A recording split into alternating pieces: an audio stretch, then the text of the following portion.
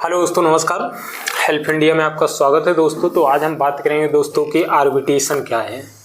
Arbitration के ही बारे में बात करेंगे। हमारा टॉपिक आर्बिट्रेशन पे ही है।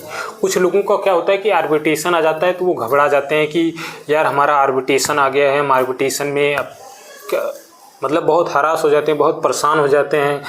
वो एकदम कभी कभी इतना परेशान हो जाते हैं कि कभी कभी वो मरने के लिए भी उतार हो जाते हैं। तो ऐसा कुछ नहीं है। आर्बिट्रेशन आता है तो आप उनका जवाब दीजिए। तो मैं आर्बिट्रेशन पे ही बात करूंगा। हमारा टॉपिक आर्बिट्रेशन है कि बैंक आर्बिट्रेशन क्यों भेजती है। तो बैंक आर्बिट्रेशन क्यों भेजती है तो हम इसी के बारे में चर्चा करेंगे। जब हम बैंक से लोन लेते हैं तो हमारे बीच एक एग्रीमेंट होता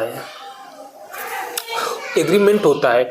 वही एग्रीमेंट आर्बिट्रेशन में, चाहे आप ऑनलाइन लेते हैं तो भी उसमें फॉलो करते हैं। आप मोबाइल में जब कभी लेते हैं तो उसमें टिक करते हैं, मतलब फॉर्म फिलअप करते हैं तब भी वो एग्रीमेंट ही होता है। वो एग्रीमेंट ही एप्लीकेशन से लें या ऑफलाइन बैंक से लें तो भी उसमें एक एग्रीमेंट ही होता है। एग्रीमेंट की वजह से वो आपको आर्बिट्रेशन का नोटिस भेजती है। आर्बिट्रेशन का आप बात करेंगे। आर्बिट्रेशन क्या है, आर्बिट्रेशन का क्लोज कैसे है तो मैं बताऊंगा आर्बिट्रेशन का क्लोज कैसे होता है। जब एग्रीमेंट के अंदर आर्बिट्रेशन का एग्रीमेंट होता है तभी वो क्लोज आता है, और इसी क्लोज के चलते बैंक आपको आर्बिट्रेशन का नोटिस भेजती है। अब हम बात करते हैं कि आर्बिट्रेशन का नोटिस कब भेजेगी, क्योंकि बैंक का भी एक रेपुटेशन होता है। वो अपना इमेज नहीं गिराना चाहती है कि हमारा इमेज की वजह से किसी को नुकसान हो, क्या हो, तो वो भी पहले कुछ नहीं करेगी। वो तभी भेजेगी जब आप ईएमआई डिफ़ॉल्ट करते हैं। ईएमआई कैसे डिफ़ॉल्ट करते हैं, एक ईएमआई डिफ़ॉल्ट किए तो बैंक आपको कॉल करके बताएगी कि आप लोन को जमा कर दीजिए। 2 ईएमआई डिफ़ॉल्ट करते हैं तो भी हो सकता है बैंक आप रिकवरी एजेंट के माध्यम से वो आपको बात करे कि याद दिलाए, हो सकता है भूल गए हों तो भी आपको दिलाए। अगर तब भी आप फॉलो नहीं करते हैं तो फिर बैंक आपका खाता एनपीए में कर देती है।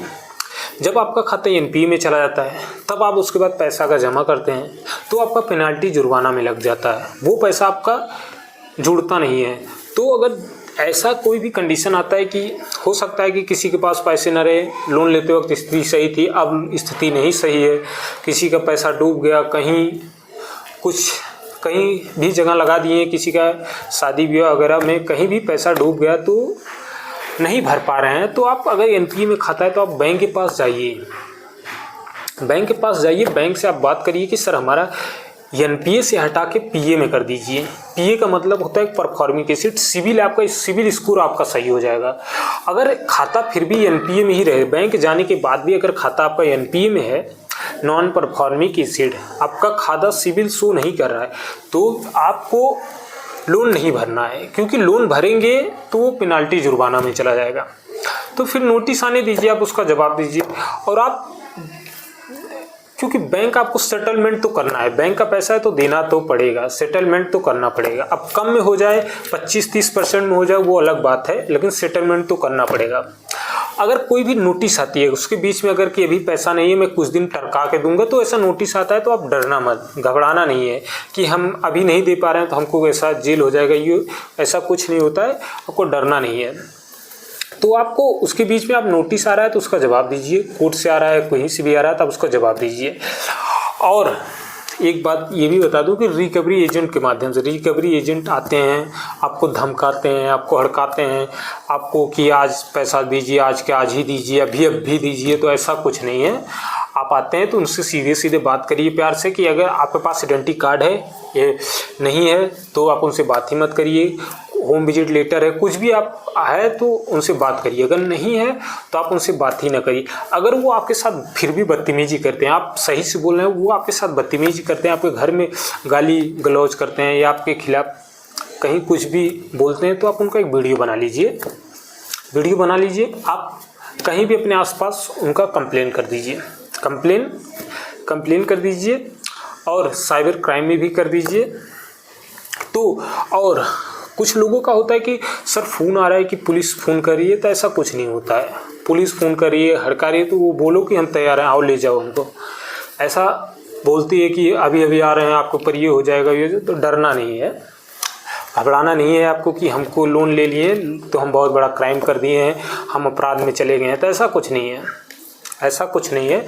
आप लोन लिए तो अपराध नहीं है, आपकी स्थिति सही थी तो लोन लिए थे, अब स्थिति नहीं सही है, पैसा डूब गया, पैसा कहीं लगाए थे शेयर मार्केट वगैरह बहुत से तमाम है आजकल ले लेते हैं, और शादी ब्याह वगैरह किसी को क्या है तो वो तो आप ही जानेंगी कि क्या कैसे है, तो डूब गया, ऐसा कुछ नहीं है। और नोटिस क्या क्या भेजती है, मैं बात कर लूँगा नोटिस क्या क्या भेजती है।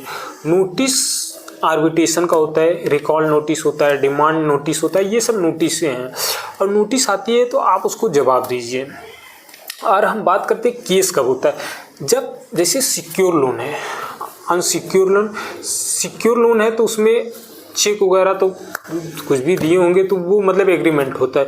अनसिक्योर में अगर चेक दे दिए हैं तो आपका अगर केस हो जा रहा है तो उसको आपको बेल करा लेनी चाहिए। आजकल तो बहुत नॉर्मली में बेल हो जाता है, तो आपको बेल करा लेनी चाहिए। ये नहीं कि हम बेल बाद में कराएंगे, ऐसा कुछ नहीं है, आपको करा लेनी चाहिए। और हम ये भी सजेशन देंगे कि अगर आपके पास पैसे हैं तो इनका पैसा दे दीजिए, इनसे ज़्यादा मातापच्ची न करिए। अगर आपके पास पैसे हैं तब इनका बैंक का पैसा है तो बैंक को पैसा दे दीजिए, उससे कुछ नहीं होने वाला। अगर नहीं है तो उस कंडीशन में हो सकता है, अगर है तो आप उनके साथ न करिए, है तो दे दीजिए।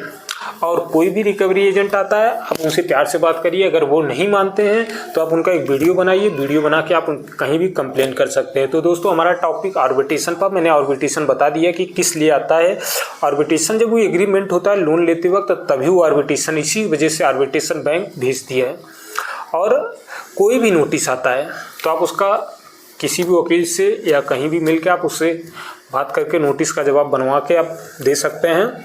और कोई भी सजेशन या कोई भी कुछ चाहिए तो आप हमारे कमेंट बॉक्स में लिख के आप मैसेज कर सकते हैं, उसका जवाब मिल जाएगा। तो दोस्तों यही सब है, और चैनल को दोस्तों लाइक और सब्सक्राइब शेयर ज़रूर कर लीजिएगा। और हम अपनी बातों को यहीं पे समाप्त करते हैं। जय हिंद, जय भारत।